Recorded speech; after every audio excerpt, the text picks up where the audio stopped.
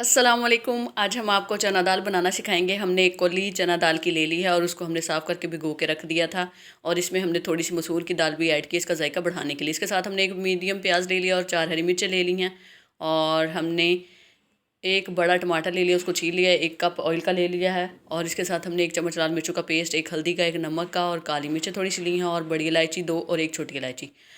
चलिए रेसिपी की तरफ चलते हैं। हमने एक पैन ले लिया, उसमें 1 कप जो है हम ऑयल का ऐड करेंगे और बर्तन को अच्छे से खाली करेंगे और ऑयल को 2 से 3 मिनट के लिए जो है हम गर्म होने देंगे। जैसे ही ऑयल गर्म हो जाएगा हम इसमें प्याज और अपनी साबुत हरी मिर्चें जो है वो ऐड कर देंगे।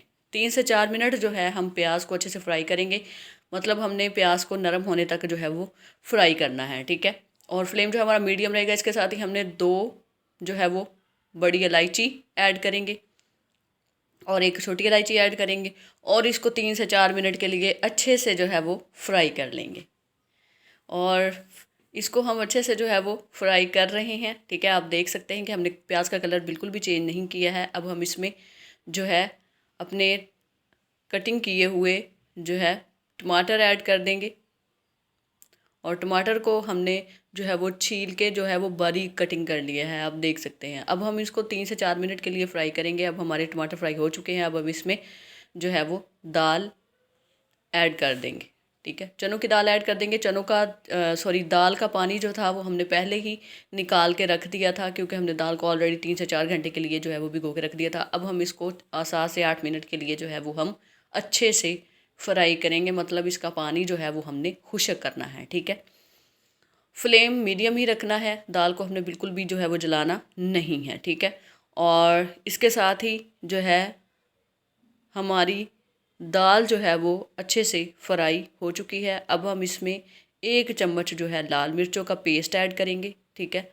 और 1 चम्मच जो है हम हल्दी का ऐड करेंगे और 1 चम्मच जो है हम नमक का ऐड करेंगे और थोड़ी सी काली मिर्चें जो है वो ऐड करेंगे, ठीक है। और इनको अच्छे से मिक्स कर लेंगे, ठीक है। और इनको भी हमने अच्छे से भूनना है ताकि मसालों का कच्चापन जो है वो अच्छे से ख़त्म हो जाए, ठीक है। आप देख सकते हैं कि हमारी दाल अच्छे से फ्राई हो चुकी है। अब इसमें थोड़ा सा ज़ीरा ऐड कर देंगे और ज़ीरे को भी जो है हम 1 से 2 मिनट के लिए अच्छे से फ्राई करेंगे ताकि ज़ीरे का टेस्ट जो है वो दाल में आ जाए, ठीक है।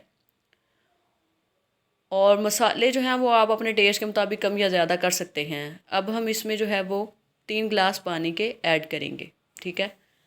दाल को हमने 1 कौली ली है और उसके अकॉर्डिंग हमने अपने मसाले और पानी ऐड कर रहे हैं। आप अपने वज़न के लिहाज से, दाल के वज़न के लिहाज से पानी और मसाले जो है वो ऐड कर सकते हैं, ठीक है।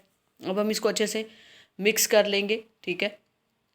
और हमने जो है कुकर को 10 मिनट के लिए बंद कर देंगे। 10 मिनट के बाद आप देख सकते हैं कि हमारी दाल जो है वो बनके बिल्कुल तैयार हो चुकी है। दाल भी हमारी गल चुकी है, हमारी ग्रेवी भी अच्छे से बन चुकी है, ठीक है। हमारा ऑयल भी जो है वो दाल के ऊपर आ चुका है, ठीक है।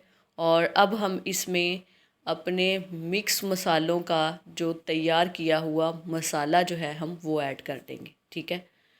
और अब हम इसको अच्छे से मिक्स कर लेंगे। चलिए जो है हम आपको डिश आउट करके दिखाते हैं। ये रही हमारी रेसिपी की फ़ाइनल लुक। दुआओं में याद रखिएगा। अल्लाह हाफिज़।